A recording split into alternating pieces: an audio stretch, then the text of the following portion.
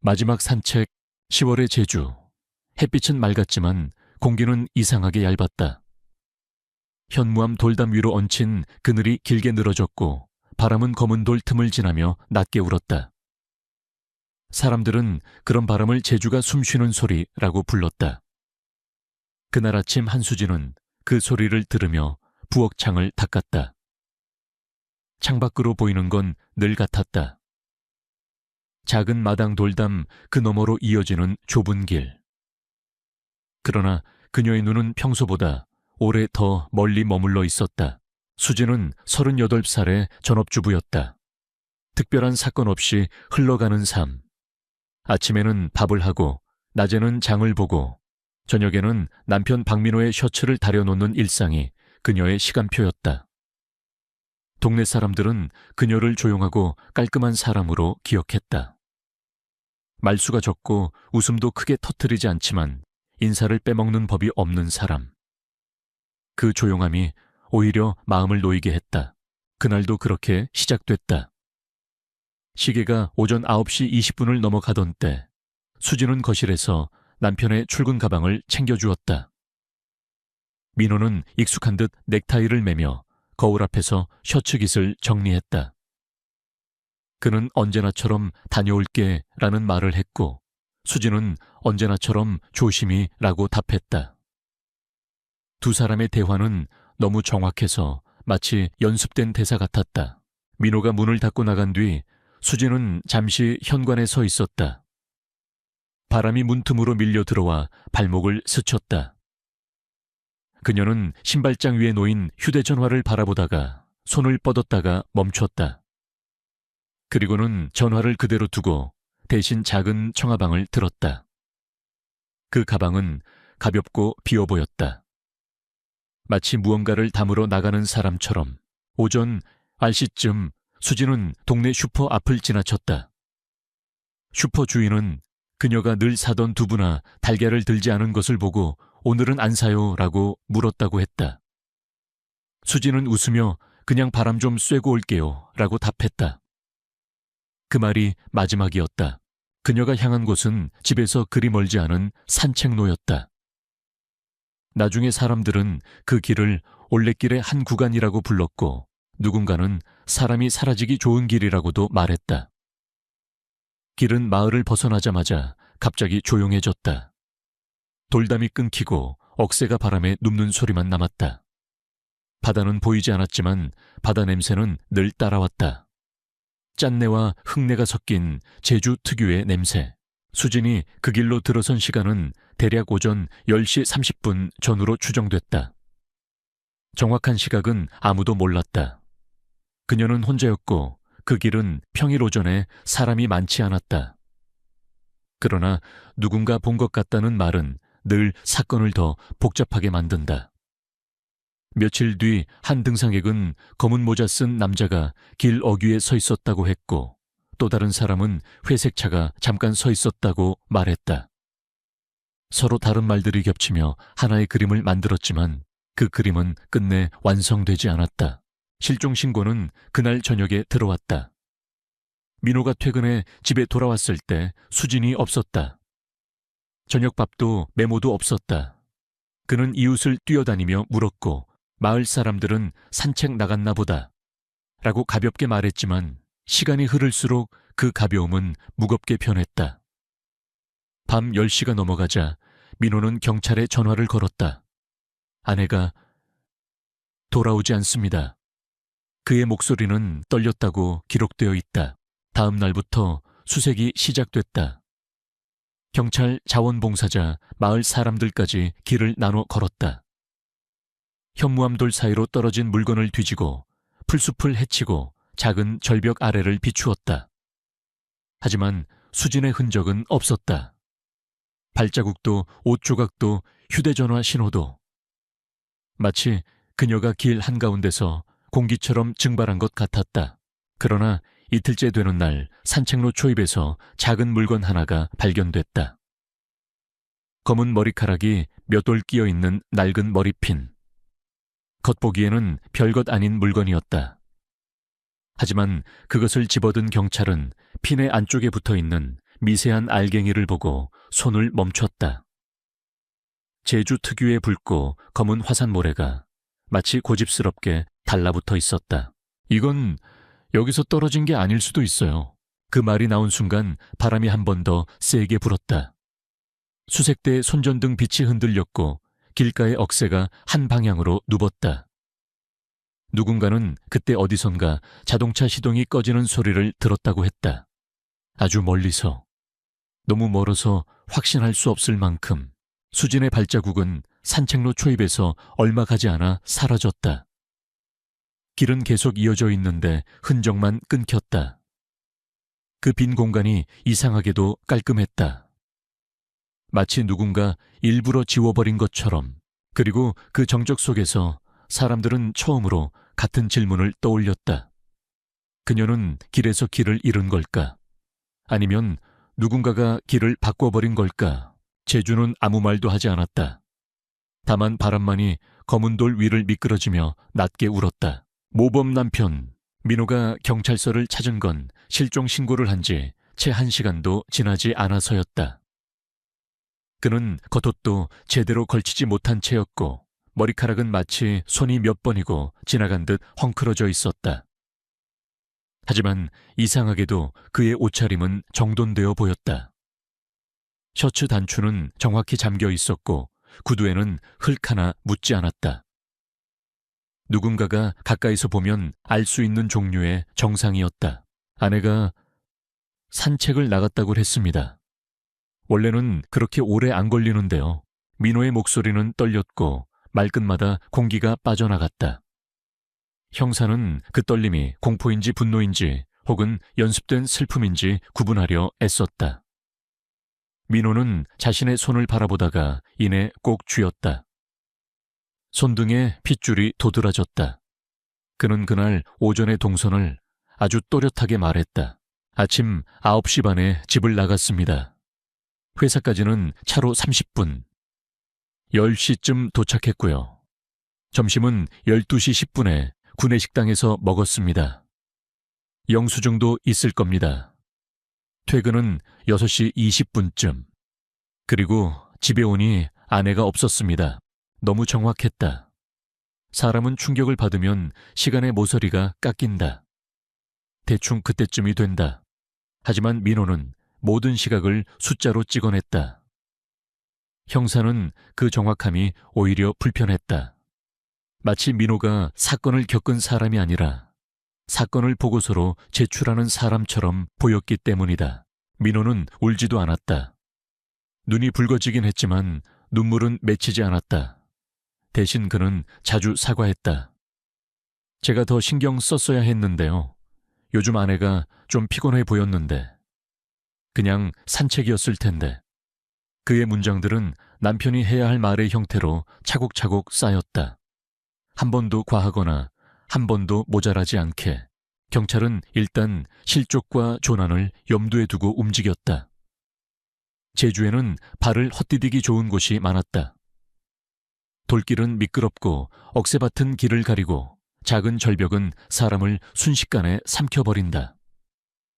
그러나 수지는 휴대전화를 두고 나갔다. 낯선 길을 가는 사람이 가장 먼저 챙기는 물건을 두고 간다는 건 스스로 선택한 고립에 가까웠다. 이틀째 형사는 민호의 집을 다시 찾았다. 거실은 티끌 하나 없이 정리되어 있었고 부엌의 칼들은 칼집 안에 정확히 꽂혀 있었다. 수진이 살았던 집이라기보다는 수진이 사라진 뒤 누군가가 서둘러 흔적을 정돈해 놓은 집 같았다. 그러나 그런 느낌은 증거가 아니었다. 형사는 감정을 접고 질문을 던졌다. 부부싸움은 없었습니까? 민호는 고개를 저었다. 너무 빠르게. 그런 건 없습니다. 저희는 평범했어요. 최근의 금전 문제는요. 없습니다. 혹시 아내가 누군가와 갈등을 겪었다거나 두려워했다거나 그럴 리가요. 아내는 사람들과 부딪히는 성격이 아닙니다. 민호의 대답은 일관됐고 미세하게 방어적이었다. 형사가 방을 둘러보며 옷장, 서랍, 주방, 수납장을 확인할 때도 민호는 절묘한 거리에서 따라다녔다. 너무 멀지도 너무 가깝지도 않은. 그 거리에서 그는 협조하는 남편이라는 그림을 유지했다. 그러다 형사가 집 안쪽에 작은 방을 가리켰다. 방문은 닫혀 있었고 손잡이에는 먼지가 거의 없었다. 저 방은 뭡니까? 민호는 반박자 늦게 숨을 들이켰다. 창고입니다. 그냥 잡동사니가 많아요. 위험한 것도 좀 있고요. 정의 공구 같은 거요. 확인해도 되죠? 민호의 눈빛이 처음으로 흔들렸다. 흔들림은 짧았지만 형사는 그 짧음을 놓치지 않았다. 민호는 곧바로 웃음을 얹었다. 웃음이라기보다 표정에 덮개였다. 지금은 좀 너무 어수선해서요. 나중에 정리해놓고 보여드리겠습니다. 형사는 잠시 침묵했다. 사람들은 보통 두 가지 방식으로 문을 막는다. 하나는 공포, 하나는 준비. 민호의 손은 손잡이 쪽으로 가지 않았다. 그저 자신의 옆구리를 꽉 누르고 있었다. 마치 몸 안에서 빠져나오려는 말을 눌러 담는 것처럼. 그날 오후 수색이 확대됐다. 마을을 넘어 산책로 주변의 작은 공터와 묵은 밭 돌무더기까지 살폈다. 자원봉사자들은 줄을 맞춰 걸었다. 바람은 낮보다 더 차가워졌고 해는 일찍 기울었다. 형사는 현장을 돌며 민호가 말한 동선과 수진의 평소 습관을 대조했다. 평범한 산책이라는 말이 자꾸만 빗나갔다. 평범했다면 이렇게 흔적이 깨끗할 수가 없다. 수색이 시작된 지 사흘째 저녁 한 자원봉사자가 경찰에게 조심스럽게 말을 꺼냈다. 그는 술도 담배도 하지 않는 동네에서 신뢰받는 사람이었다. 그래서 그의 말이 더 묵직했다. 제가 이상한 걸 봤습니다. 뭘 봤죠? 산책로 들어가는 쪽, 조금 떨어진 곳에요. 검은 모자 쓴 남자가 서 있었습니다. 한참을 우리를 보고 있더군요. 누군지 알아보셨습니까? 자원봉사자는 망설였다. 망설임은 기억이 흐릿해서가 아니라 말이 만들어낼 파장을 알고 있어서였다. 얼굴은 잘 안 보였습니다. 거리도 좀 있었고요. 그런데 그냥 지나가는 사람이 아니었습니다. 서서 지켜보고 있었어요. 우리가 어디를 살피는지, 어느 방향으로 움직이는지 형사는 그 말을 받아 적었다. 현장에서는 늘 보고 있었다는 증언이 나온다. 하지만 대부분은 불안이 만든 환영이다. 문제는 이번에는 그 증언이 민호가 막았던 방문과 묘하게 맞물린다는 점이었다. 누군가가 수색을 관찰한다는 건 관찰할 이유가 있다는 뜻이다. 그 이유는 보통 두 가지다. 찾고 싶어서거나 찾지 못하게 하려고거나. 그날 밤 민호는 다시 경찰서에 전화를 걸었다. 혹시 새로운 소식이 있습니까? 그는 친절했고 공손했고 절박해 보였다. 그러나 형사의 머릿속에는 자원봉사자의 말이 계속 반복됐다. 검은 모자, 오래 서 있던 남자. 지켜보는 시선. 전화가 끊긴 뒤 형사는 창밖을 봤다. 제주 밤은 어둡고 단단했다. 그 어둠 속에서 누군가가 정말로 수색대를 지켜보고 있었다면 그것은 단순한 호기심이 아닐 것이다. 그 시선은 방향을 알고 있었다. 그리고 그 방향은 수진의 발자국이 끊긴 지점보다 훨씬 더 안쪽을 가리키고 있는 듯했다. 제주는 사람을 삼키지 않는다. 실종 나흘째부터 마을의 공기는 눈에 보이지 않게 변하기 시작했다. 처음엔 모두가 길을 잘못 든 거겠지라고 말했다. 제주에서는 그런 일이 드물지 않다고, 바람이 세면 소리도 멀리 안 들린다고, 절벽은 생각보다 가까이에 있다고. 그러나 하루가 이틀이 되고 이틀이 나흘이 되자 사람들은 같은 말을 반복하면서도 더 이상 그 말을 믿지 못했다. 믿지 못하는 말은 결국 소문이 된다. 수진이 지나갔다는 슈퍼 앞에는 낯선 차들이 늘었고 카메라를 든 사람들이 나타났다. 누군가는 그녀가 마지막으로 봤다는 길의 사진을 찍어 올렸고 누군가는 올레길 어딘가에 괴한이 있다는 글을 퍼뜨렸다. 사실과 상상은 제주 바람처럼 뒤섞였다. 마을 사람들은 서로를 바라보며 눈빛을 피했다. 서로를 의심하고 싶지 않아서가 아니라 의심이 한 번 시작되면 그 끝이 어디인지 알 수 없어서였다. 경찰은 수색을 계속하면서 동시에 사람이 사라질 이유를 찾기 시작했다. 형사는 수진의 집을 다시 방문해 서류들을 확인했고 은행 거래 내역을 요청했다. 처음엔 그저 절차였다. 실종 사건에서 재정 상태는 언제나 한 번쯤 들여다보는 항목이다. 하지만 서류가 도착했을 때 형사는 종이를 넘기다가 손을 멈췄다. 가게 통장에는 큰 돈이 없었다. 생활비가 오가고 장을 본 흔적이 남아있고 공과금이 빠져나간다. 너무 평범해서 오히려 안심이 될 정도였다. 그런데 그 평범함 사이로 불규칙한 틈이 보였다. 일정한 강역으로 현금이 인출되어 있었고 출처가 뚜렷하지 않은 작은 입금이 여러 번 찍혀 있었다. 금액은 크지 않았다. 크지 않아서 더 이상했다. 큰 돈이면 사건의 냄새가 즉시 난다. 하지만 이런 작은 돈들은 숨기기 위한 습관처럼 보였다. 형사는 민호의 개인 계좌를 따로 확인했다. 그 계좌에서도 비슷한 패턴이 발견됐다. 그리고 결정적인 순간은 신용카드 사용 내역에서 찾아왔다. 민호의 월급 수준으로는 설명하기 어려운 결제가 몇 건 섞여 있었다. 고급 숙박업소는 아니었다. 대신 멤버십 렌탈, 컨설팅 같은 이름이 붙은 거래들. 흔히 말하는 회색지대의 서비스들에서 자주 쓰이는 단어였다. 형사는 다시 민호를 불렀다. 민호는 조금 더 피곤해 보였지만 여전히 정중했다. 그는 아내가 없어 잠을 못 잔다고 말했다. 그러나 형사가 묻는 질문은 잠과는 상관없었다. 최근에 빚이 있습니까? 민호는 고개를 저었다. 그 반응은 여전히 빠르고 단정했다. 없습니다. 그럼 이 결제 내역은 뭡니까? 그리고 이 현금 인출은요? 민호의 시선이 서류 위를 훑었다. 아주 잠깐, 정말 잠깐 그의 눈동자가 계산하는 사람처럼 움직였다. 그리고 그는 준비된 듯한 답을 꺼냈다. 아, 그건 제가 개인적으로 처리한 일이 좀 있습니다.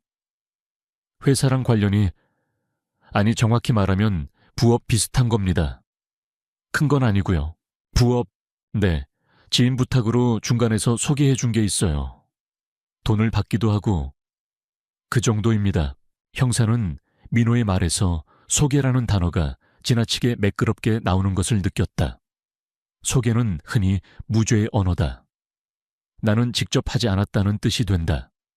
그러나 사건은 늘 소개에서 시작된다. 연결 중간 대가. 그런 단어들은 사람을 어둠으로 밀어넣는 문고리와 같다. 그날 오후 형사는 수진이 실종된 당일에 민호가 정말 회사에 있었는지 다시 확인했다. 출입 기록과 식당 결제 내역은 민호의 말과 대체로 일치했다. 알리바이는 단단했다. 하지만 알리바이가 단단할수록 그 알리바이가 누군가에게 보여주기 위해 만들어졌을 가능성도 함께 커진다. 형사는 민호가 어떤 일을 숨기고 있는지, 그리고 그 일이 수진과 어떤 방식으로 맞물렸는지에 집중하기로 했다. 그때 예상치 못한 증언이 들어왔다. 동네와 조금 떨어진 곳에 있는 렌터카 업체에서 연락이 온 것이다. 직원은 처음엔 실종 기사들을 보고도 그냥 넘겼다고 했다. 하지만 며칠 전 수색대가 지나가는 길에 우연히 업체 앞에 붙은 전단지를 보고 마음이 걸렸다. 사진 속 남자, 이 사람 저희 쪽에서 차를 빌려갔던 손님이랑 닮았습니다. 남편 박민호 씨 말입니까? 네. 그런데요. 그때 이름이 달랐습니다. 박민호가 아니라 다른 이름을 썼어요. 신분증도 보여주었고요. 형사는 즉시 그 렌터카 업체로 갔다. 직원이 보관해 둔 계약서를 확인하자 날짜는 수진이 사라진 바로 그날이었다. 오전 시간대. 그리고 계약서에는 민호가 말한 것과 다른 동선이 가능해지는 빈틈이 있었다. 더 불길한 건 직원이 말한 다른 이름이었다. 신분증까지 있었다면 그것은 단순한 거짓말이 아니라 준비된 거짓말이었다. 형사는 민호의 신분 조회를 다시 요청했고 동시에 그 다른 이름이 실제 인물인지 확인했다. 조회 결과가 나오기까지 몇 시간이 걸렸다. 그 몇 시간은 이상하게 길었다. 사건이 급격히 방향을 바꾸는 순간에는 언제나 시간이 늘어진다. 마치 현실이 스스로를 지연시키며 정말 이 길로 갈 거냐고 묻는 것처럼 해가 기울 무렵 형사는 사무실로 돌아왔다. 책상 위에는 새로 출력된 자료들이 놓여 있었다. 그때 전화가 울렸다. 발신 번호가 표시되지 않았다. 익명 전화는 흔했다. 대부분은 관심을 받고 싶은 사람들의 장난이거나 근거 없는 추측이었다. 그러나 형사는 그날따라 수화기를 드는 손이 무거웠다. 네, 제주경찰서입니다. 잠시 정적이 흐른 뒤 낮고 가라앉은 목소리가 들렸다. 남자인지 여자인지 가늠하기 어려운 너무 조심스러운 발음이었다. 바다를 보지 마. 형사는 눈썹을 찌푸렸다. 누구십니까? 무슨 뜻이죠? 바다는 너희가 보고 싶어 하는 곳이야. 거긴 쉽게 생각해. 하지만 여기엔 바람이 방향을 바꾸는 곳이 있어. 어디를 말하는 겁니까? 정확히 말하세요. 전화기 너머의 숨소리가 얇게 떨렸다. 그 목소리는 마치 누군가의 입을 가린 채 말하는 것 같았다. 바람이 도는 곳, 사람들이 안 가는 오름쪽, 돌들이 겹겹이 쌓인 곳, 거길 봐. 당신은 수진 씨를 봤습니까? 아니면 뚝! 전화는 끊겼다. 형사는 한동안 수화기를 내려놓지 못했다. 익명의 말 한마디가 수색의 방향을 흔들었다. 바다를 보지 마라는 경고는 누군가가 수색대의 시선을 조종하고 있다는 뜻일 수도 있었다. 혹은 반대로 누군가가 정말로 바다가 아닌 곳에서 진실을 봤다는 뜻일 수도 있었다. 형사는 창밖을 봤다. 제주 하늘은 어둑해지고 있었고 바람은 낮보다 더 차가웠다. 바람이 방향을 바꾸는 곳, 오름, 돌들이 겹겹이 쌓인 곳. 그때 그의 머릿속에 민호가 창고는 위험하다고 말하던 순간의 눈빛이 겹쳐졌다. 문 하나를 막는 사람은 대개 두려워한다. 그리고 두려워하는 사람은 누군가가 찾을까봐 두려워한다. 형사는 조용히 자리에서 일어났다. 수색 계획을 다시 짰다. 바다에서 시선을 거둬 바람이 도는 곳으로. 제주가 사람을 삼키는 게 아니라면 사람은 어디로 사라지는가? 대답은 늘 같았다. 사람이 사람을 숨긴다. 그리고 그날 밤 형사는 처음으로 확신에 가까운 감각을 느꼈다. 이 사건은 실종이 아니라 누군가가 사라지게 만든 사건일지도 모른다는 감각을. 3-6-25일 후 떠오른 것들. 사람이 사라진 사건은 시간이 지나면 두 겹의 침묵 속으로 들어간다. 하나는 더 이상 새로울 게 없다는 수사의 침묵이고 다른 하나는 더 이상 말하고 싶지 않다는 마을의 침묵이다. 한수진 실종 사건도 그렇게 굳어졌다. 전단지는 빛에 발해 벽에서 떨어졌고 수색대가 밟고 다니던 길에는 다시 잡초가 돋았다. 제주 바람은 늘 그랬듯 지나갔고 사람들은 더 이상 그 바람을 붙잡지 못했다. 민호는 남편으로서의 역할을 끝까지 수행했다. 명절이면 양가를 오가며 고개를 숙였고 이웃의 시선을 피하지 않는 척했다. 아직도 기다리고 있습니다. 그는 그런 말을 습관처럼 내뱉었다. 실종자 가족에게 요구되는 표정이 무엇인지 그는 너무 잘 알고 있는 사람처럼 보였다. 시간이 지나면서 불쌍한 남편이라는 평판이 굳어졌고 경찰 내부에서도 사건은 서류철의 뒤쪽으로 밀렸다. 하지만 형사 강도윤은 서류철을 버리지 않았다. 그는 사건 기록을 책상 아래 서랍에 넣어두고 한 달에 한 번씩 꺼내 읽었다. 단서가 없어서가 아니라 단서가 없다는 사실이 너무 이상했기 때문이다. 실종은 보통 어딘가에 흔적의 과잉을 남긴다. 싸운 흔적, 급하게 챙긴 물건, 누군가에게 보낸 마지막 메시지. 수진의 사건은 반대로 흔적의 결핍만 남겼다. 결핍이 일정한 형태를 띠면 그것은 우연이 아니라 설계가 된다. 사건이 다시 움직인 건 365일째 되는 주의 초반이었다. 완전히 우연처럼 보이는 방식으로 오르말에 사람들이 잘 다니지 않는 비탈길에서 폐품을 줍던 노인이 신고 전화를 했다. 돌 틈에 뭐가 끼어 있어요. 경찰은 처음에 크게 기대하지 않았다. 제주에는 바다에서 떠밀려온 쓰레기도 많고 오래된 물건도 많다. 그러나 현장에 도착한 순경이 비닐 장갑으로 조심히 꺼낸 물건은 생각보다 사람의 물건에 가까웠다. 낡은 갈색 지갑. 가장자리가 물에 불어 희끗해졌고 가죽은 손톱만 스쳐도 부서질 것처럼 약해져 있었다. 지갑 안에는 카드 몇 장과 젖은 종이가 눌어붙어 있었다. 그 종이를 펼치는 데에는 시간이 필요했다. 물에 오래 젖었다가 말라붙은 종이는 강제로 펴면 찢어진다. 국과수로 보내진 지갑에서 확인된 건 두 가지였다. 하나는 신분증 사본에 남아있는 한수진이라는 이름. 다른 하나는 지갑 안쪽 깊숙한 곳에 끼어있던 작은 사진 한 장이었다. 사진 속 수진은 거실 소파에 앉아 웃고 있었고 옆에는 민호가 서 있었다. 둘은 평범하게 행복해 보였다. 사진 가장자리에는 아이처럼 삐뚤삐뚤한 글씨로 날짜가 적혀 있었다. 2004. 사라지기 전 해였다. 도윤은 지갑을 손에 든 채 한동안 말을 잃었다. 지갑은 단순한 소지품이 아니었다. 실종자가 살아있는 동안 몸에서 가장 가까이 있던 물건. 그런데 그것이 사람이 잘 다니지 않는 오름비탈의 돌틈에서 발견됐다는 건 두 가지 가능성을 내놓는다. 첫째, 누군가가 거기다 버렸다. 둘째, 누군가가 거기다 숨겼다. 어느 쪽이든 우연히 떨어진 것과는 거리가 멀었다. 도윤은 곧바로 옛 기록을 다시 펼쳤다. 1년 전 산책로 초입에서 발견된 머리핀. 그 머리핀에 붙어있던 화산모래. 당시에는 여기서 떨어진 게 아닐 수 있다는 메모만 남긴 채 더 들어가지 못했다. 그런데 지갑이 나온 위치의 토양 성분이 머리핀에서 나온 것과 유사하다는 감정 결과가 돌아왔다. 조각들이 비로소 같은 퍼즐판 위로 올라오기 시작했다. 도윤은 재수사를 요청했고 상부는 처음엔 난색을 보였다. 1년이나 지났습니다. 가족들도 이제 조용히 하길 원합니다. 그런 말들이 돌아왔다. 그러나 도윤은 지갑과 감정 결과를 앞에 놓고 단호하게 말했다. 이건 우연이 아닙니다. 누군가가 수진 씨의 물건을 옮겼습니다.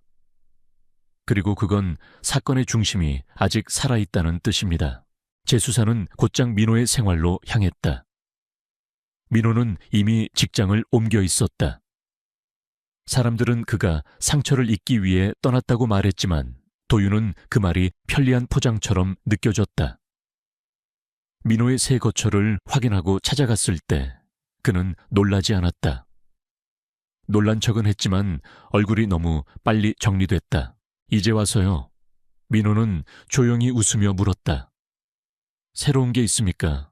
도윤은 지갑 사진을 책상 위에 놓았다.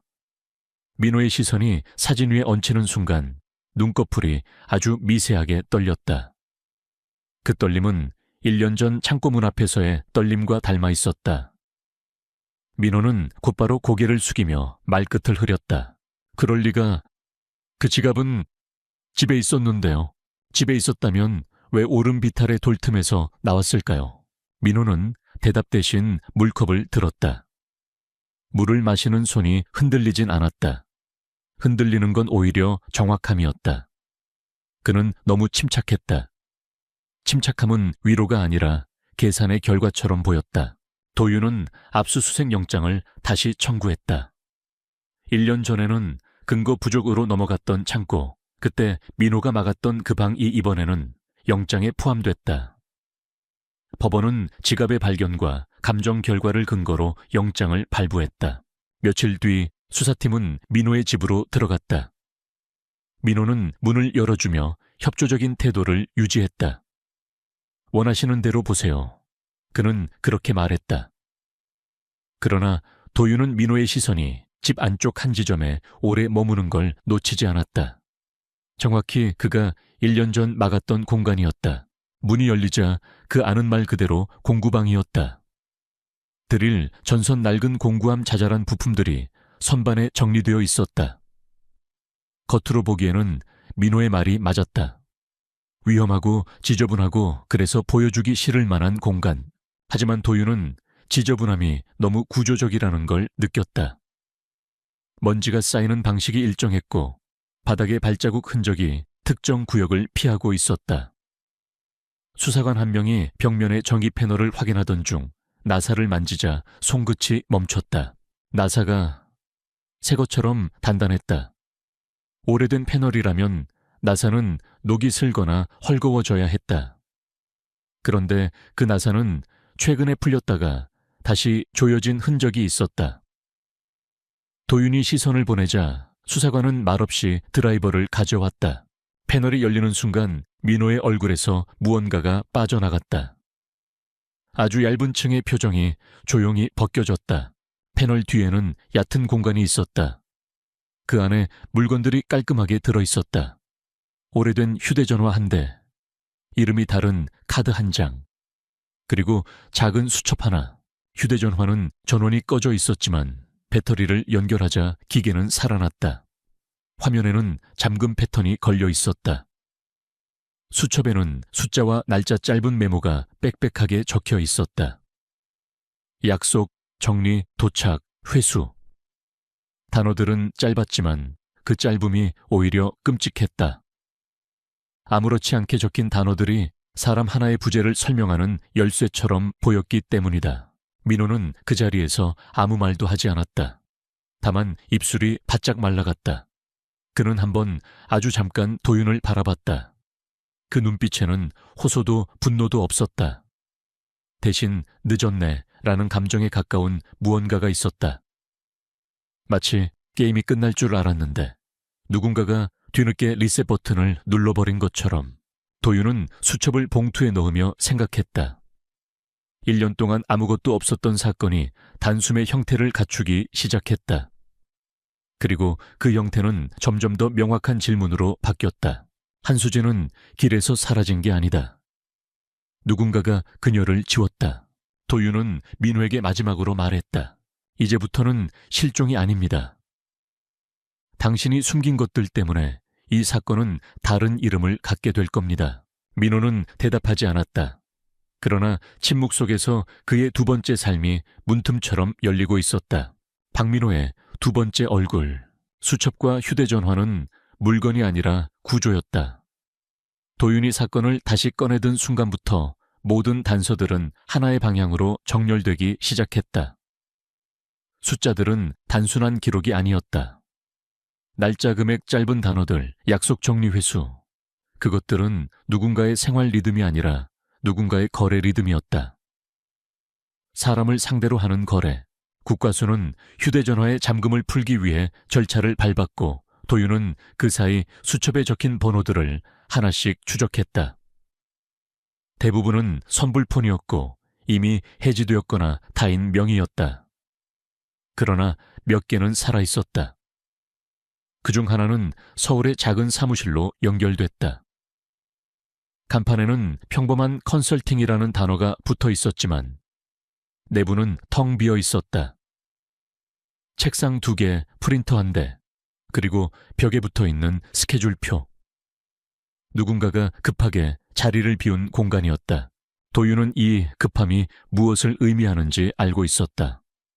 수사는 언제나 소문보다 늦지만 발각보다 빨라야 한다. 누군가 도윤의 움직임을 눈치챘고 그래서 정리하고 사라졌다. 그렇다면 민호는 단독 범행이 아닐 가능성이 커졌다. 숨기는 사람이 혼자라면 흔적을 이렇게 체계적으로 지우지 못한다. 며칠 뒤 휴대전화 분석 결과가 돌아왔다. 그 안에는 2개의 삶이 깔끔하게 분리되어 있었다. 기본 연락처 목록은 비어 있었고 메신저 앱 하나에는 대화방이 몇 개만 남아 있었다. 삭제 흔적이 많았다. 누군가가 지우고 또 지운 그러나 완벽하지 못했던 흔적. 그리고 그중 가장 오래된 대화방 하나가 도윤의 시선을 붙잡았다. 상대의 이름은 저장되어 있지 않았고 단지 이니셜처럼 보이는 글자 H만 남아 있었다. 대화는 짧았지만 모든 문장이 서로를 너무 잘 아는 사람들의 문장이었다. 오늘은 정리됐어. 응. 늦어지면 곤란해. 집에는 조용해. 문제 없어. 도윤은 그 문장들 사이에 있는 단어를 읽었다. 정리, 곤란, 문제. 누군가는 돈을 정리하고 있었고, 누군가는 시간이 늦어지면 곤란했고, 누군가는 집이 조용하다는 걸 확인했다. 이것은 불륜의 언어라기보다 공모의 언어에 가까웠다. 도윤은 H가 누구인지 찾기 위해 통신 내역을 역추적했다. 번호는 선불폰이었지만 접속 기지국 패턴이 일정했다. 제주에 머물다 서울로 올라갔고 다시 제주로 내려왔다. 마치 정해진 루트를 오가는 사람처럼. 그리고 마지막으로 잡힌 위치는 제주의 한 모텔 밀집 지역이었다. 수사팀은 그 지역의 CCTV 자료를 확보했다. 영상 속에는 흐릿하지만 분명한 장면이 있었다. 검은 모자를 쓴 남자가 주차장 가장자리에 서 있었고 회색 차량 옆에서 누군가와 잠깐 마주했다. 그 누군가는 긴 머리를 묶은 여성이었다. 여자는 고개를 숙인 채 무언가를 건넸고 남자는 그것을 가방에 넣었다. 장면은 짧았지만 거래와의 모양이었다. 여성의 신원을 확인하는 데에는 시간이 걸리지 않았다. 이혜림 33. 제주에서 잠시 일하다가 서울로 올라간 이력이 있었고 부업 형태로 소기업에 얽혀 있었다. 이력서에는 영업상담 프리랜서, 단어들은 멀쩡했다. 그러나 멀쩡한 단어들은 언제나 어딘가로 들어가는 문이 될 수 있다. 혜림은 처음 조사실에 들어왔을 때 놀라지 않았다. 그녀는 자신이 언젠가 이 자리에 올 것을 알고 있던 사람처럼 보였다. 눈 밑에는 피로가 쌓여 있었고 손톱은 짧게 깎여 있었다.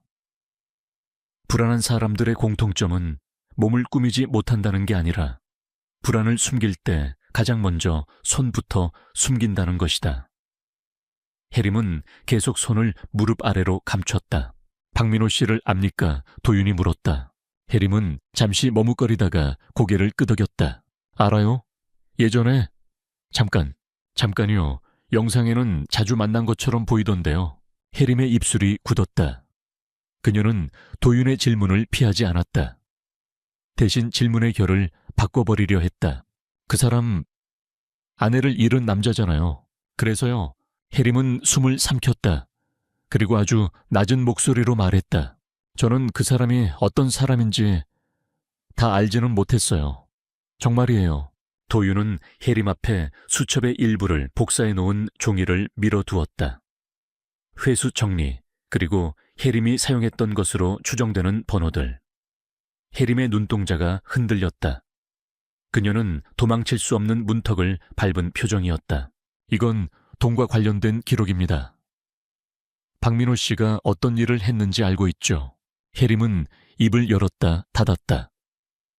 말은 입술에서 나오기 직전에 가장 무거워진다. 그녀는 결국 말문을 열었다. 그 사람 소개를 했어요. 사람을 연결했죠. 돈이 급한 사람, 돈을 굴리고 싶은 사람. 그 사이에서 수수료를 받았고요. 불법 대부 사기 그쪽입니까? 혜림은 한참을 침묵하다가 고개를 작게 끄덕였다. 처음엔 그냥 속이었어요. 그 사람은 늘 말했어요. 나는 손에 피 안 묻힌다. 나는 중간일 뿐이다. 그러니까 저는 그 말을 믿었죠. 도윤은 그 문장을 마음속에 적어두었다. 손에 피 안 묻힌다. 그런 말을 하는 사람은 두 종류다. 정말로 손을 더럽히지 않는 사람과 손을 더럽히지 않기 위해 남의 손을 쓰는 사람. 민호는 후제에 가까웠다. 그리고 후자는 언제나 가족과 집을 마지막 안전지대로 삼는다. 한수진 씨를 압니까? 도윤이 물었다. 혜림의 얼굴이 처음으로 굳게 굳었다. 그녀는 도윤과 눈을 맞추지 못했다. 대신 벽을 보며 말했다. 사진으로만 봤어요. 언제? 혜림은 고개를 떨구었다. 그날 전날 무슨 뜻이죠? 혜림은 손을 꽉 쥐었다. 손등이 하얗게 질렸다. 민호가 보여줬어요. 이 사람이 내 아내야. 그리고 웃으면서 말했어요. 신경 쓸 일 없어질 거야. 저는 그걸 그냥 부부싸움 같은 걸로 생각했어요. 과장인 줄 알았어요. 도윤의 시선이 한순간 차가워졌다. 그럼 수진 씨가 민호 씨의 일을 알았다는 말입니까? 혜림은 즉답을 하지 못했다. 하지만 침묵이 이미 대답이었다. 그날 밤 도윤은 사건 파일의 가장자리에서 새로운 실마리를 뽑아냈다. 수진의 주변인 진술을 다시 훑어보던 중 한 문장이 눈에 걸렸다. 실종 전 일주일 수진이 친정 어머니에게 했다는 말. 엄마, 나 요즘 집이 너무 이상해. 민호가 내가 모르는 사람이 된 것 같아. 당시에는 불안한 감정으로 처리되었다. 하지만 지금 그 문장은 예고였다. 수진은 뭔가를 눈치챘고 그 눈치챔은 그녀를 위험하게 만들었다. 민호의 두 번째 삶은 들키는 순간 무너지는 구조였다. 가족은 인질이 아니라 증인이 된다. 증인은 제거해야 한다. 민호가 선택할 수 있는 길은 점점 좁아졌다. 이튿날 휴대전화에서 복구된 파일 목록이 추가로 도착했다. 삭제된 음성 메모 하나가 부분적으로 복원되었다는 보고였다. 파일은 완전하지 않았지만 도윤은 즉시 재생을 요청했다. 작은 잡음이 먼저 들렸다. 그리고 숨이 찬 듯한 여성의 목소리. 수진이었다. 목소리는 조용했지만 그 조용함이 오히려 절박했다. 그녀는 누군가에게 들키지 않기 위해 숨을 죽이며 말하고 있었다. 나는 지금 이걸 남겨. 혹시라도 내가 갑자기 사라지면. 짧은 정적, 종이가 스치는 소리, 그리고 수진의 목소리가 다시 이어졌다. 이번에는 더 또렷했다. 그 사람 때문이야. 박민호. 도윤은 재생을 멈추지 않았다. 하지만 파일은 거기서 끊겼다. 더 이상 복원된 구간이 없었다. 그럼에도 도윤은 알았다. 이 짧은 문장이 사건의 중심을 바꿔놓을 거라는 것을. 실종은 실종이 아니게 된다. 우연은 우연이 아니게 된다. 그리고 무엇보다 민호가 지켜온 모범 남편의 얼굴은 이제부터 스스로의 무게로 무너질 것이다. 도윤은 파일을 저장하고 자리에서 일어났다. 다음 질문은 하나뿐이었다. 민호는 언제 그리고 어디서 수진이 그것을 남겼다는 사실을 알아차렸는가? 그 순간이 곧 그녀의 마지막 순간과 맞닿아 있을 테니까. 사라진 날의 지도. 도윤은 수진의 목소리를 다시 들었다. 혹시라도 내가 갑자기 사라지면 그 사람 때문이야. 박민호. 짧고 불완전한 파일이었다. 그런데도 그 문장은 사건의 모든 문장을 다시 쓰게 만들었다. 실종은 이제 찾는 일이 아니라 증명하는 일이 되었다. 수진이 사라진 날을 한 줄로 이어붙이면 결국 누군가의 발자국이 드러날 것이다. 그 발자국이 민호의 것이든 민호가 부려놓은 타인의 것이든. 도윤은 수사팀에게 말했다. 지도를 다시 만들자. 지도는 길이 아니라 시간으로 그려야 했다. 그날 2005년에 어느 오전 수진이 집을 나간 순간부터 민호가 경찰에 전화하기까지. 그 사이에 빈 칸을 메우는 것이 일련의 침묵을 깨는 유일한 방법이었다. 먼저 정상적인 민호를 확인했다. 회사 출입기록, 구내식당 결제 내역, 동료들의 진술. 민호는 그날 오전 회사에 있었고 점심도 먹었다. 그 사실만 보면 민호는 그 시간에 아내를 직접 해칠 수 없다. 그러나 도윤은 이미 알고 있었다. 범죄는 늘 한 사람이 모든 걸 하지 않는다. 누군가가 시간을 만들고 누군가가 공간을 만든다. 민호가 직접 하지 않았다고 해서 민호가 무죄가 되는 건 아니었다. 핵심은 두 번째 민호였다. 창고 패널 뒤에서 나온 선불폰과 수첩이 말하는 민호. 그 민호의 동선은 회사 기록이 아니라 통신 기록과 우연한 목격담 속에 있었다. 통신사는 선불폰의 통화 내역과 기지국 접속 기록을 제공했다. 2005년의 데이터는 지금처럼 정밀하지 않았지만 방향을 잡기에는 충분했다. 실종 당일 오전 선불폰은 수진의 집 근처 기지국을 한 번 찍고 이후 도심 방향으로 이동한 흔적을 남겼다. 그리고 정오 무렵 다시 바람이 도는 곳으로 지목된 오름 인근 기지국에 접속했다가 오후에는 신호가 끊겼다. 이게 가능합니까? 한 수사관이 물었다. 민호는 회사에 있었는데요. 도윤은 고개를 끄덕였다. 가능하지. 민호의 정상적인 휴대전화는 회사에 있었고 두 번째 휴대전화는 다른 누군가 손에 있었을 수 있어. 또는 더 잔인한 가능성도 있었다. 민호가 잠깐 아주 짧은 시간만 비워도 되는 알리바이를 만들었을 수 있다.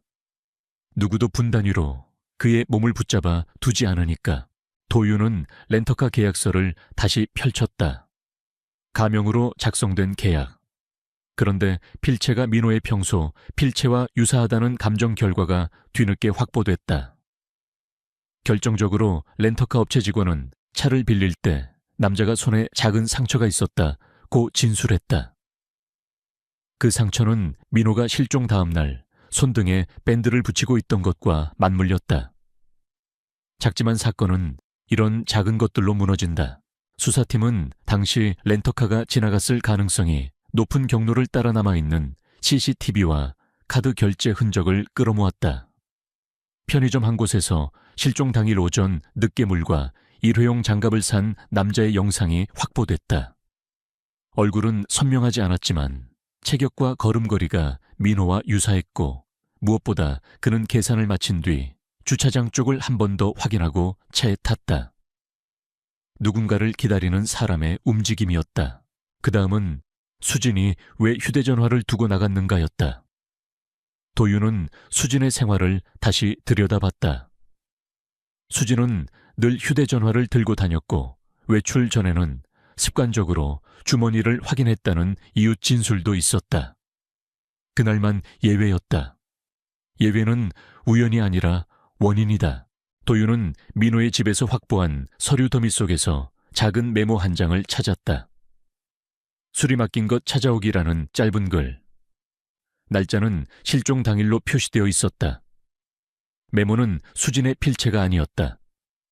수진의 필체는 둥글고 정리되어 있었지만 이 메모는 각이 져 있었다. 민호의 필체와 닮아 있었다. 휴대전화 두고 나간 이유. 도윤은 낮게 말했다. 그가 만든 거야. 잠깐만이라는 말로 팀은 그날의 장면을 재구성했다. 민호는 아침 출근 전에 수진에게 무언가를 부탁했을 가능성이 크다. 짧은 심부름 가방만 들고 나가서 이것만 가져와.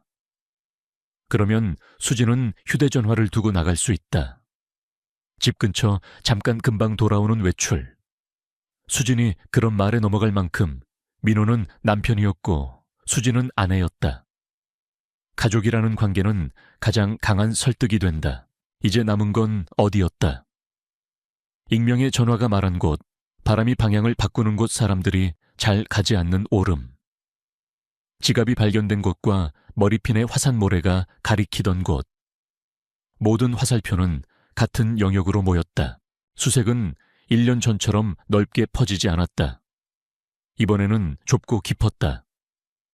지형도를 펼쳐 오름 주변의 인적 드문 지점을 표시하고 토양 변형 가능성이 높은 곳을 우선으로 잡았다. 오래된 돌무더기, 인공적으로 쌓은 듯한 평평한 돌판 계절이 바뀌어도 유독 풀의 색이 다른 구역. 그런 것들은 시간이 지나도 숨김의 흔적을 남긴다. 수색견이 먼저 반응한 건 오름의 북사면 돌이 겹겹이 포개진 낮은 경사면이었다. 그곳은 길이라고 하기 어려운 길이 이어져 있었고 사람이 일부러 찾아오지 않으면 발을 들이기 어려운 자리였다. 땅은 유난히 단단해 보였지만 가까이에서 보면 표면이 이상하게 매끈했다. 비가 지나간 뒤 자연스럽게 굳은 땅과는 다른 결이었다. 누군가가 흙을 뒤집고 다시 눌러놓은 결. 수사관이 긴 쇠막대를 조심스럽게 찔러 넣었다. 첫 번째는 아무 소리도 없었다. 두 번째도 마찬가지였다. 세 번째 막대가 어느 깊이에서 아주 미세하게 툭 멈추는 느낌이 있었다. 그 순간 도윤은 숨을 들이켰다. 땅은 단단할 때도 있지만 단단한 이유가 있다. 돌이 많아서 단단한지 아니면 눌러서 단단한지. 도윤은 작업을 중지시키고 절차를 지켰다. 사진을 찍고 위치를 기록하고 주변을 통제했다. 그는 이 순간이 사건을 결정하는 순간이라는 걸 알고 있었다. 무엇이 나오든 되돌릴 수 없는 순간. 그래서 더 천천히 움직였다. 얕게 파 내려가자 먼저 나온 건 돌이 아니었다. 얇은 비닐 조각. 흙 속에서 오래 버틴 흔적으로 바스락거리는 질감이 남아있었다. 그 비닐 아래에는 작은 금속성 물체가 있었다. 낡은 머리핀과 유사한 형태. 도윤은 그 자리에서 확신을 얻었다. 누군가가 물건을 이곳에 모아두었다. 우연히 흩어진 것이 아니라 의도적으로 모아둔 흔적. 수사는 더 이상 감각이 아니라 사실이 되었다. 국가수 요원이 현장에 도착해 작업을 이어받았다. 도윤은 현장에서 한 발 물러섰다. 이 사건이 지나치게 인간의 감정으로 흘러가지 않게 하기 위해서였다. 누구도 이 장면을 드라마로 소비할 수 없도록 끝까지 절차로 붙잡아야 했다. 그날 저녁 도윤의 책상 위에는 현장 보고서가 올라왔다. 보고서는 담담했다. 그러나 그 담담함이야말로 가장 무거웠다. 수진의 실종은 자연스러운 부재가 아니었다. 누군가의 개입이 있었고 누군가가 시간을 들여 숨겼다. 그리고 그 누군가가 민호의 삶과 촘촘히 연결되어 있었다. 도윤은 즉시 민호에 대한 체포영장을 신청했다. 근거는 충분했다. 가명 렌터카 선불폰의 기지국 기록, CCTV 창고 패널의 은닉물, 그리고 오름 현장에서 발견된 물증들. 이 모든 것은 하나의 문장으로 수렴됐다. 민호는 사건과 무관한 사람이 아니다. 민호는 사건을 만든 사람이다. 체포영장이 발부되던 밤 도윤은 민호에게 전화를 걸지 않았다. 미리 알리면 그는 또 다른 정리를 할 것이다. 정리라는 말은 이제 돈이 아니라 사람의 부재를 의미했다. 새벽 수사팀은 민호의 집 앞에 섰다. 문을 두드리자 민호는 비교적 빠르게 나왔다. 놀란 얼굴을 했지만 그 놀람은 오래가지 않았다. 그는 이미 알고 있는 표정이었다. 언젠가 올 것을 아는 사람의 표정. 도윤이 영장을 내밀었다. 박민호 씨, 한수진 씨, 실종 및 관련 혐의로 체포합니다. 민호는 잠깐 눈을 감았다. 그리고 아주 작게 웃었다. 웃음이라기보다 체념에 가까운 숨이었다. 그는 한마디도 하지 않았다. 다만 도윤을 바라보는 눈빛이 잠시 흔들렸다.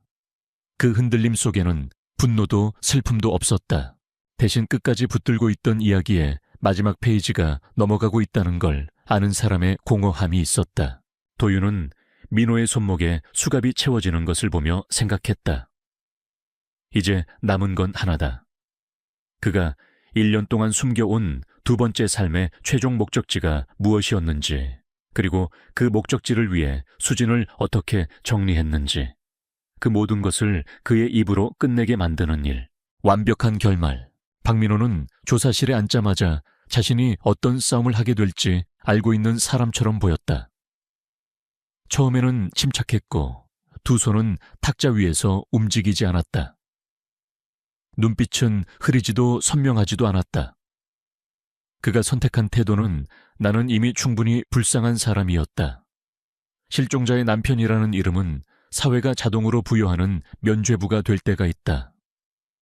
민호는 그 면죄부를 1년 동안 정확히 사용해왔다. 도윤은 그를 몰아붙이지 않았다. 서두르는 사람은 결국 감정의 함정에 빠진다. 민호 같은 사람은 상대가 감정적으로 흔들리는 순간을 기다린다. 도윤은 단정한 목소리로 문장을 쌓았다. 증거를 폭발시키지 않고 조립했다. 민호가 도망칠 공간을 하나씩 없애는 방식으로 가명으로 렌터카를 빌렸죠. 민호는 고개를 약간 기울였다. 기억이 잘. 도윤은 말을 끊지 않았다. 필체 감정 결과가 있습니다. 창고 패널 뒤 선불폰. 그 번호가 실종 당일 오름 인근 기지국을 찍었습니다. 민호의 입술이 아주 미세하게 당겼다. 누가 들고 다녔을지 어떻게. 도윤은 여전히 차분했다. 그래서 CCTV를 확보했습니다. 편의점에서 물과 일회용 장갑을 산 사람, 당신과 체격과 걸음걸이가 일치합니다. 민호는 가만히 앉아 있었다. 그는 끝까지 정면 충돌을 피하려 했다. 반박이 아니라 회피로 시간을 벌었다. 그러나 도윤은 시간을 주지 않았다. 대신 시간 자체를 증거로 만들었다. 그리고 이혜림 씨. 도윤이 말을 꺼냈을 때 민호의 눈동자가 처음으로 흔들렸다. 흔들림은 찰나였지만 도윤은 그 한 번으로 충분했다. 혜림 씨가 말했습니다. 당신이 정리라는 말을 썼다고. 그리고 실종 전날 아내 사진을 보여주며 곧 신경 쓸 일 없어질 거라고 말했다고. 민호는 그제야 천천히 숨을 들이켰다.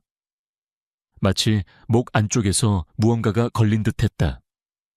그는 소리 없이 웃었다. 웃음이 아니라 방어였다. 그 여자 말만 믿습니까? 도윤은 고개를 저었다. 말만 믿는 게 아닙니다. 말은 증거의 가장 약한 조각이죠. 그래서 우리는 조각들을 전부 모았습니다. 도윤은 파일을 열어 종이를 한 장씩 탁자 위에 놓았다. 지갑 발견 보고서, 토양 성분 감정, 머리핀 감정, 창고 은닉물 목록, 통신 기록, CCTV 캡처, 렌터카 계약서, 수첩 필기 분석. 민호의 얼굴에서 모범 남편의 층이 서서히 벗겨졌다. 처음에는 얇은 흔들림이었다가 점점 더 현실적인 균열로 변했다. 거짓말은 질문을 견딜 수 있다. 하지만 문서 더미는 견디지 못한다. 문서는 감정이 아니라 물리다. 물리는 무너지지 않는다. 도윤은 마지막으로 음성 메모의 복구본을 재생했다. 혹시라도 내가 갑자기 사라지면 그 사람 때문이야. 박민호. 파일은 짧게 끊겼지만 그 짧음이 오히려 날카로웠다. 긴 변명이 들어갈 틈이 없었다. 수진의 목소리는 단 한 문장으로 모든 가능성을 닫아버렸다. 민호는 그 음성을 듣는 순간 눈을 감았다. 길게 감았다.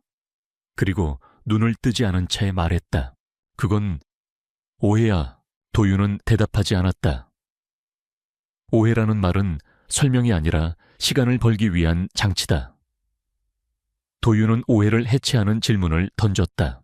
오해라면 왜 창고에 숨겼죠? 오해라면 왜 가명으로 차를 빌렸죠? 오해라면 왜 수진 씨 물건들이 한 곳으로 모여 있었죠?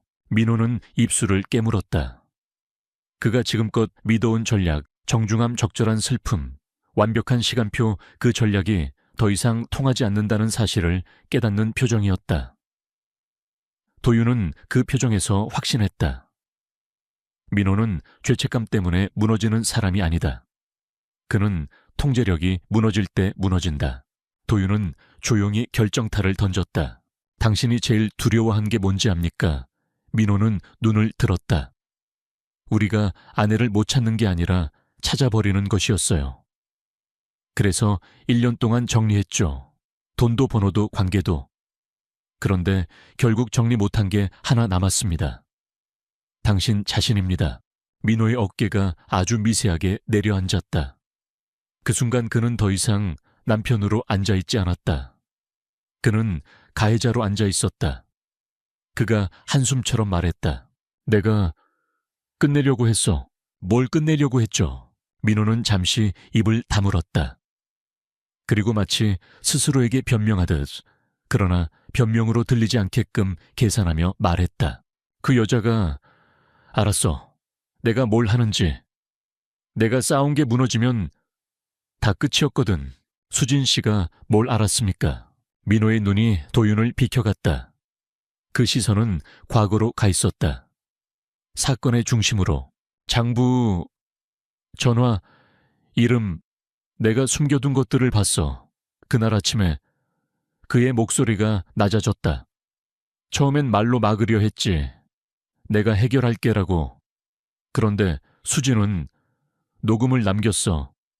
내가 그걸 알아챘을 때 그때부터는 선택지가 없었어. 도윤은 그의 말 속에서 중요한 지점을 끌어냈다.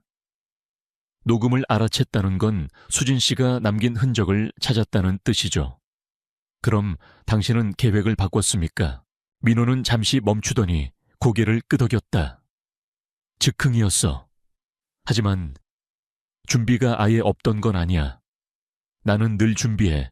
언제든 도망칠 수 있게. 그 말이야말로 그의 두 번째 삶의 정체였다. 민호는 순간의 분노로 무너진 사람이 아니었다.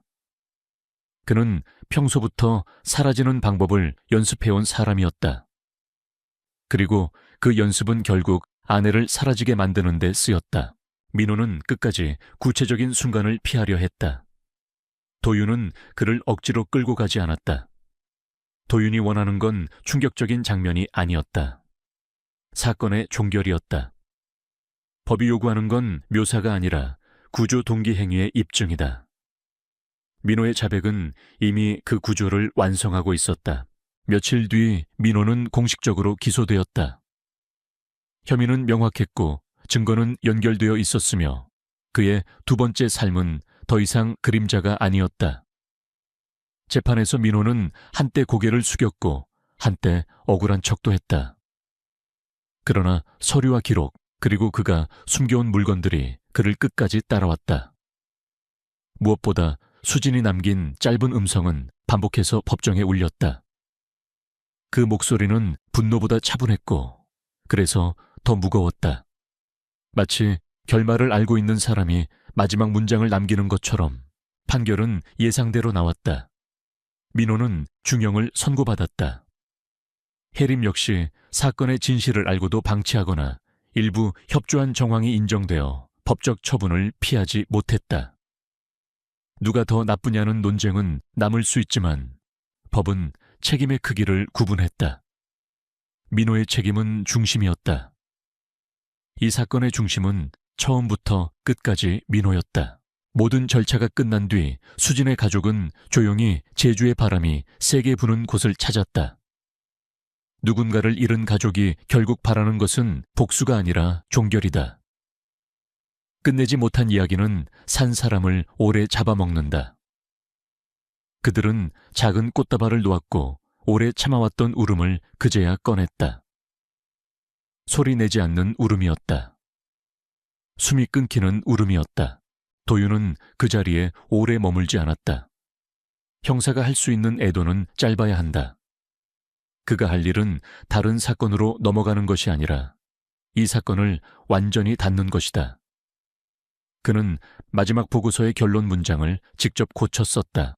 본건은 우발적 실종이 아닌 피의자의 이중생활 은폐를 위한 계획적 범행으로 판단된다. 증거 및 자백에 따라 사건은 종결한다.